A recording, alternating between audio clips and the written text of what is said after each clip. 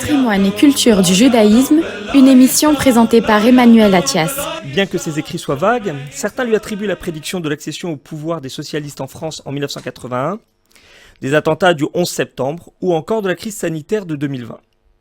Les annonces faites par le médecin et astrologue provençal Nostradamus continuent 5 siècles après sa mort de faire débat et ressurgissent dans la presse à sensation à chaque événement marquant.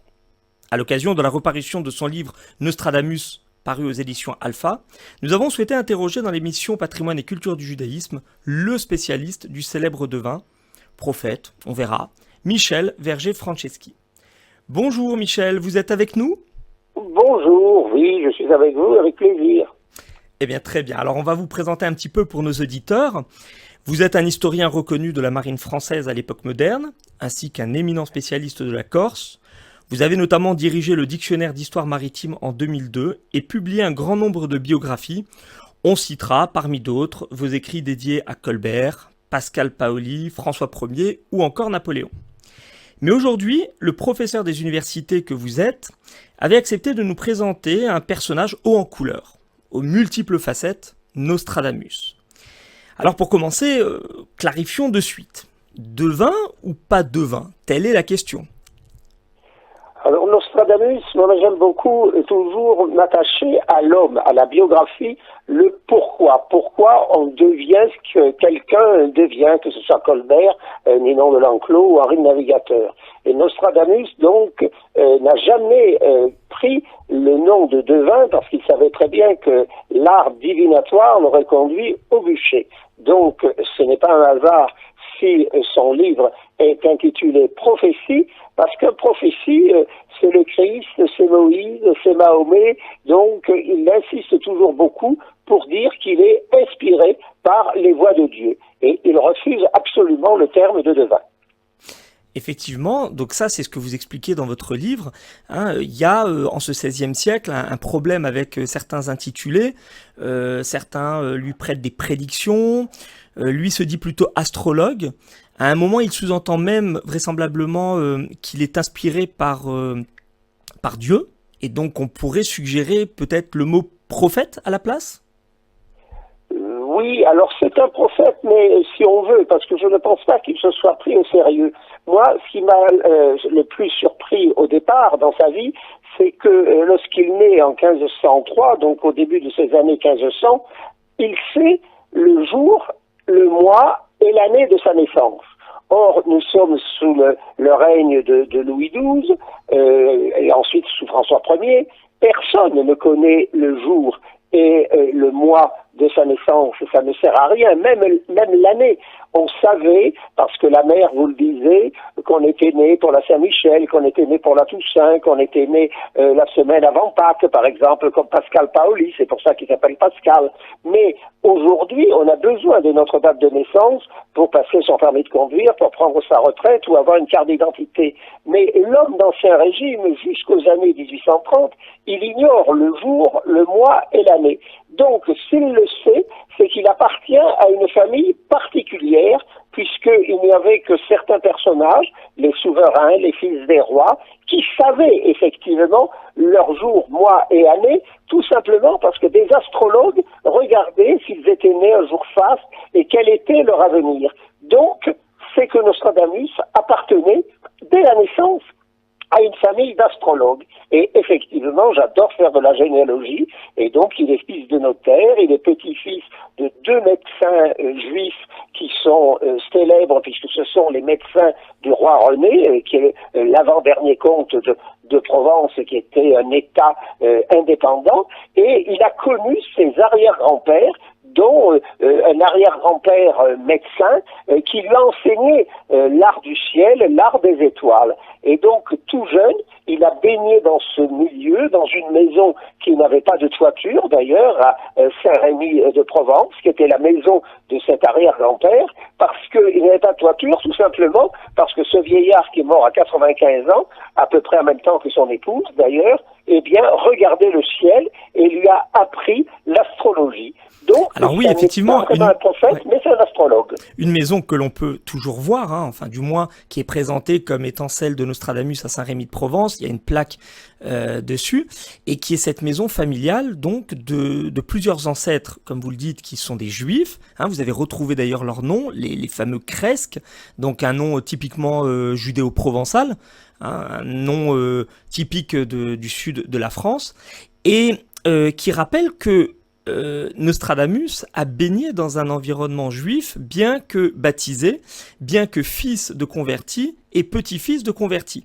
Mais vous soulignez qu'il y a eu quand même cet environnement juif très important, dans la mesure où l'un de ses arrière-grands-pères, qui l'a en partie éduqué, puisqu'il vivait avec lui, est mort nonagénaire, et que plusieurs épouses ont décidé, chose qui paraît mais totalement invraisemblable, de quitter leur mari pour justement ne pas subir le baptême et maintenir la tradition qu'elles avaient reçue de leurs aïeux.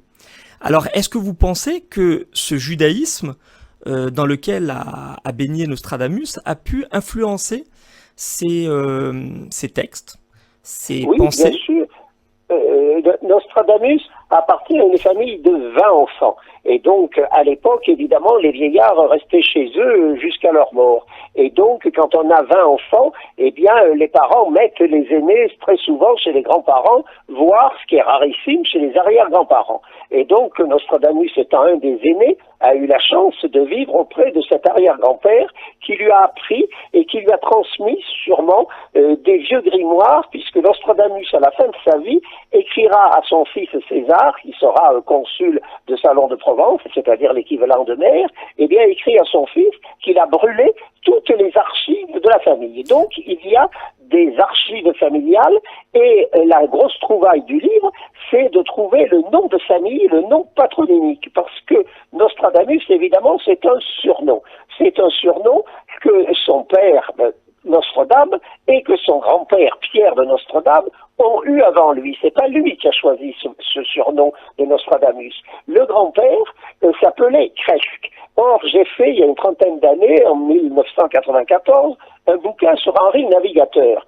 Et Henri Navigateur, c'est l'époque des premières cartes marines, de cette cartographie dont les Juifs de Majorque avaient le monopole, et en particulier Abraham Cresque. Alors quand j'ai trouvé que le grand-père s'appelait Cresque et que j'avais beaucoup travaillé sur Abraham Cresque, que l'on appelait le Juif des boussoles, dont l'atlas catalan existe toujours aujourd'hui à la Bibliothèque nationale de France à Paris, puisque c'était tellement magnifique que le roi Charles V a construit une bibliothèque qui est notre BNF d'aujourd'hui pour abriter cet atlas catalan. Le fils d'Abraham Cresque s'appelait Jafuda, comme le père de Nostradamus, notaire, et, chose extraordinaire, le grand-père de Nostradamus, qui est le premier juif converti de la famille, va s'appeler Pierre de la paroisse Notre-Dame, Pierre de Notre-Dame. Pourquoi s'appelle-t-il Pierre? Parce que il est converti par un cardinal qui vit à ce moment-là à Avignon, où la papauté est réfugiée, et donc, en Avignon, ce Pierre, c'est Pierre de Foix. Or, le fils d'Abraham Cresque, le juif des boussoles, était parti se retirer dans ce comté de Foix, où la famille de Foix a donné un personnage qui a donné Foix, Phébus, comme Nostradame, Nostradamus, et donc il y a une filiation entre toute cette famille qui a vécu à Carcassonne, qui a vécu à Agen, avec tout un parcours dans ce sud-ouest, et les hommes de la famille, qui ont été de riches marchands, de blé, de céréales, de vin, etc., ils se sont convertis. Mais alors les femmes, justement, vous le dites, appartenaient au courant kabbalistique. Alors vous le dites justement que ces lieux ont imprégné la mémoire familiale et ont contribué à former le jeune Nostradamus, qui est ce qu'on pourrait dire un médecin et un scientifique gyrovague, comme cela était assez fréquent d'ailleurs dans le monde juif de l'époque, hein, donc il se déplace énormément, cherche à retracer les origines de sa famille. Donc on le voit en différentes époques de sa vie, tantôt à Bordeaux, tantôt à Foix, tantôt à Agen, tantôt à Carcassonne, tantôt dans le sud-est d'où il est natif. Il se promène quand même beaucoup, cet homme. Et tout à l'heure, vous parliez de ses ouvrages. Alors peut-être que il les a collectionnés à une certaine période de sa vie. Peut-être qu'il s'agit d'un héritage, vraisemblablement d'ouvrages qu'on pourrait, ou du moins vous le suggérez, d'ouvrages hébraïques, peut-être kabbalistiques. Et la grande question, c'est comment un homme aussi érudit, un scientifique, un bibliophile, a-t-il pu brûler sa bibliothèque à la fin de son existence? Est-ce que vous avez une hypothèse à soumettre? Oui, évidemment, il a hérité de tout un patrimoine d'archives qui lui viennent de personnes qu'il appelle ses progéniteurs. Les géniteurs, ce sont les parents, les progéniteurs, ce sont ceux qui sont avant, les grands-pères et les arrière-grands-pères. Et il y a donc tout cet héritage qui d'ailleurs fait beaucoup de peine à l'historien, parce qu'aujourd'hui on prétend que l'on va vers le progrès, vers la fraternité, vers l'amélioration des hommes, de l'esprit humain, et pas du tout. Les ancêtres de Nostradamus, leurs tombes ont été profanées à Carpentras dans les années 1434-1484, et on sait qu'il y a encore quelques années, les tombes juives ont été encore profanées dans le cimetière de Carpentras. Alors il est possible qu'il y ait eu un phénomène de peur chez lui, et que pour protéger ses enfants, il aura un fils qui sera d'ailleurs moine catholique, l'autre qui sera consul de Salon, qui entrera dans une famille hyper catholique, qui est la famille de Grignan, qui donnera plus tard le gendre de Madame de Sévigné, et donc il peut y avoir un phénomène de peur. Il faut détruire tout ça de façon à ne pas être inquiété, puisque à la fin de sa vie, lorsqu'il écrit les prophéties, c'est quand même un homme qui a plus de 50 ans. C'est un médecin juif converti, qui a fait d'excellentes études. Alors au début, quand il est allé à l'université de Montpellier pour étudier la médecine, on l'a pris pour un rigolo parce qu'il parlait évidemment de sa connaissance du ciel qui permettait de prédire l'avenir. Oui, d'ailleurs, il est raillé par Rabelais. Voilà, le célèbre Rabelais le moque et le raille. Oui. Oui, Rabelais le raille en disant, mais vraiment, comment on fait avec deux copains de 20-25 ans à ce moment-là? Donc, son directeur de thèse va refuser de l'inscrire plus longtemps en médecine, et il va donc partir à la recherche de ses racines, Agen, Carcassonne, tout le sud-ouest. Et donc, quand on lit les prophéties en connaissant bien sa vie, on s'aperçoit que c'est un déroulé, d'une part, de ses voyages qu'il raconte à son fils, avec sa jeunesse, toutes les villes qu'il a pu parcourir. Il est allé chercher des herbes en particulier jusqu'en Italie. Il a beaucoup voyagé comme un juif de la diaspora. C'est un homme très cultivé et qui perce en tant que médecin. Il est retourné à l'université de Montpellier une deuxième fois. Cette fois-ci, il a abandonné un petit peu les fadaises, si vous voulez, des prophéties, et il devient docteur en médecine. Oui, docteur en médecine, apothicaire, parfumeur. Oui. Vous dites que une grande partie de sa richesse initiale, avant d'être l'objet d'un véritable mécénat de la part du roi de France Henri II et de son épouse Catherine de Médicis, avant cela, c'est par les parfums et les confitures en fait qu'il se fait connaître, parce que les femmes de la haute société viennent le contacter pour avoir des remèdes, et il prétend même d'ailleurs avoir découvert un moyen de sauver les gens de la peste, un fléau qui à ce moment-là décime des centaines de milliers de personnes à travers l'Europe de manière chronique.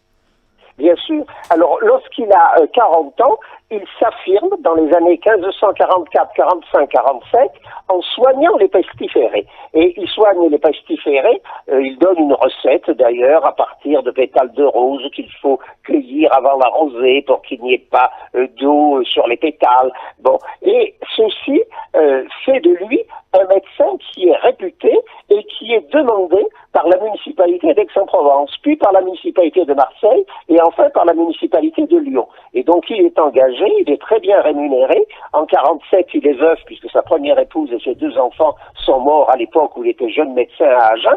Et il va épouser la fille d'un notaire qui est beaucoup plus jeune que lui, qui a une vingtaine d'années de plus que lui, et avec laquelle il va avoir 6 ou 7 enfants. Et à partir de ce moment-là, il entre dans les traces de ses arrière-grands-pères qui avaient été médecins de cour, médecins du roi René, Abraham Crès qui avait été auprès du roi d'Aragon, Jafuda Crès qui avait été auprès de Gaston Phébus, et donc il est tenté par la vie de cour, d'autant plus que Catherine de Médicis adore les astrologues. Donc il fait 2 choses. D'une part, il écrit des traités pour conserver la beauté de la face et du corps humain. C'est le premier herboriste qui est à l'origine de la beauté par les plantes. Et donc, il publie ce traité de la beauté de l'éternelle jeunesse, des bains de jouvence, en quelque sorte, et il va glisser de cette première écriture scientifique à une écriture prophétique, mais à l'âge de 52 ans seulement, en 1555, il écrit les premières prophéties. Or, Catherine de Médicis, elle a toujours vécu dans un milieu d'art divinatoire lorsqu'elle était à Florence, et donc le volume de 1555 lui tombe entre les mains lorsqu'elle est à la cour, et elle le fait venir donc au Louvre. Au Louvre, elle n'y sera pas lorsqu'il arrive puisque la cour est à Blois, et il va donc aller donner des prédictions à Henri II, à Catherine de Médicis et à leurs différents enfants qui sont le futur François II, le futur Charles IX, qui ira le voir d'ailleurs à Salon-de-Provence, et le futur Henri III. Et donc, il parle de l'avenir de ses fils avec beaucoup d'habileté, puisqu'il dit aux parents tous deviendront rois. Mais il fait bien attention de ne pas dire ils deviendront tous rois de France, parce qu'à ce moment-là, ça aurait prouvé aux parents qu'ils allaient tous mourir un après l'autre sans postérité. Donc il dit ils deviendront tous rois, ce qui a été le cas. François II, Charles IX et Henri III se succéderont tous les 3 sur le trône de France. Et alors à partir de ce moment-là, il y a une célébrité extraordinaire, des bourses de velours qui sont remplies de monnaie d'or, d'écus, les grands, les ministres, les Montmorency, etc., le connétable de France lui donne de l'argent, mais patatras, et il a fait un quatrain qui est le seul du millier à peu près, qui est quand même étonnant. C'est une sorte de prédiction de la mort d'Henri II. Oui, alors justement, on va la lire, voilà. ce quatrain. Le lion jeune, le vieux surmontera, en chant bellique par singulier duel, dans cage d'or les yeux lui crèvera, 2 plaies, une, puis mourir de mort cruelle. Et là, on a effectivement la description, mais d'une telle exactitude, de la mort d'Henri II dans un tournoi, dans une joute équestre, lorsque le roi est mortellement blessé par le chef de ses gardes écossais, dont la lance s'est brisée en de multiples morceaux, et l'un d'entre eux est venu se ficher dans l'œil du roi, qui mourra dans une agonie d'une dizaine de jours, vous expliquez. Et effectivement, ce texte, même si on ne veut pas croire en l'astrologie, a quelque chose d'intriguant, puisqu'il a été écrit 4 ans avant la mort du souverain, donc en 1555, sachant que Henri II décède en 1559. Et à partir de là, on a l'impression qu'il y a quand même une forme d'opposition qui se fait jour dans le royaume de France face à Nostradamus, qui, de prophète, passe pour un oiseau de mauvais augure. Exactement. Le 30 juin 1559, Henri II, le vieux lion, puisque le roi de France, la fête c'est le mois d'août, hein, c'est le mois du lion. Le vieux lion, donc Henri II, est battu par le jeune lion, c'est-à-dire Gabriel de Montgomery, qui est le capitaine de ses gardes écossais et donc qui a sur son blason les armes de l'Écosse, c'est-à-dire le lion. Dans Cage d'or, puisque Henri II a un casque en or sur la tête, et à cette époque-là, jusqu'au tournoi d'ailleurs, il n'y a pas une visière en or ou en métal que l'on abaisse sur le casque. Les yeux étaient ouverts, le casque était ouvert à l'avant, ce n'est qu'après l'accident qu'il y aura une visière. Et donc, dans Cage d'or, les yeux lui crèvera.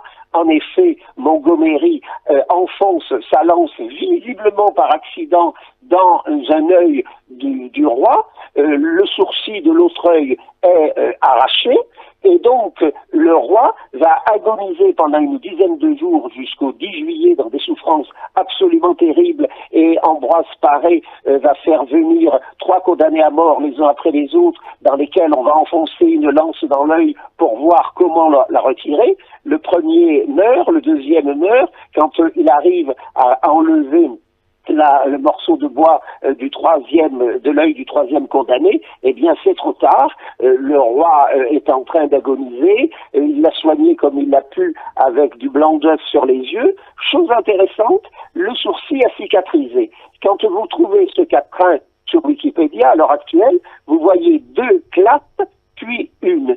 Alors 2 classes plus une, je me disais c'est pas possible parce que chez Nostradamus le mot de classe c'est toujours la flotte au sens romain. Donc je suis allé chercher l'original de 1555 et c'était 2 plaies puis une. Et donc 2 plaies, en effet, le sourcil est cicatrisé, il n'y a que l'œil qui lui est devenu purulent, créant un abcès, et Henri II donc est mort. Et donc à ce moment-là, le héros à qui on prêtait des prédictions capables de lire l'avenir, il devient effectivement l'oiseau de mauvais augure qui a annoncé à la reine la mort de son mari qu'elle chérissait, il n'avait que 40 ans, et pire, François II, le fils adolescent, qui est toujours souffreteux, qui est toujours un petit peu malade, peut-être un héritage de la syphilis du grand-père François Ier, eh bien, François II meurt à 16 ans, 18 mois après son père. Donc 2 rois de France qui meurent en si peu de temps, Charles IX, qui est donc le 3e roi, qui monte sur le trône, mais qui est phthisique, c'est-à-dire tuberculeux, on commence à dire, eh bien, Nostradamus, ça n'est pas un prophète, c'est quelqu'un qui jette le mauvais œil, c'est quelqu'un qui jette le mauvais sort. Et à ce moment-là, la reine va décider avec les ministres, le connétable de France, Montmorency, de l'emprisonner, donc à Salon de Provence, dans ce magnifique château qui existe toujours à Salon. Et à partir de ce moment-là, on lui interdit d'écrire. Et il va pouvoir ressortir évidemment de prison très rapidement. Mais on est, et ça aussi c'est un drame, on est en 1563, c'est-à-dire le premier massacre par les catholiques et les protestants, qui est le massacre de Vassy. Et donc, on a conservé l'idée que ce médecin n'était pas de la même religion majoritaire qui est le catholicisme, et commence donc à apparaître l'idée que c'est un protestant, que c'est peut-être un vaudois, que c'est un huguenot, et par conséquent, il est attaqué dans sa propre maison. Alors c'est ça qui est marrant, c'est ça qui est très intriguant, c'est qu'on en va jusqu'à le qualifier effectivement d'hérétique, mais en le voyant toujours comme un chrétien. Donc il a réussi à parfaitement faire oublier ses origines juives, et il est presque étonnant. Pour quelqu'un qui vraisemblablement a été inspiré par la Kabbale de ses aïeux, qu'il n'ait pas cherché à rejoindre la ville de la Kabbale à la même période, Prague. Moi, ça m'a intrigué parce que j'aurais imaginé qu'on le retrouve aux côtés du Maharal et de son golem, ou peut-être même à Safed, avec les kabbalistes comme Isaac Luria ou encore Moïse Cordovero, parce que c'est vraiment un siècle tourné autour de cette réflexion mystique. Et il est un membre parmi tant d'autres de ce judaïsme prophétique, mais il y aurait encore beaucoup à dire sur cette question. Écoutez, on vous remercie énormément, Michel Verger-Franceschi, pour cet échange grandement intéressant. On espère pouvoir vous recevoir dans une prochaine émission pour un nouveau thème d'actualité.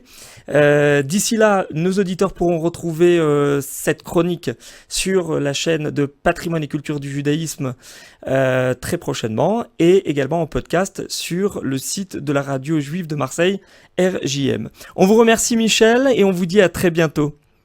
Merci à vous, merci beaucoup. Au revoir. Patrimoine et culture du judaïsme, une émission présentée par Emmanuel Attias.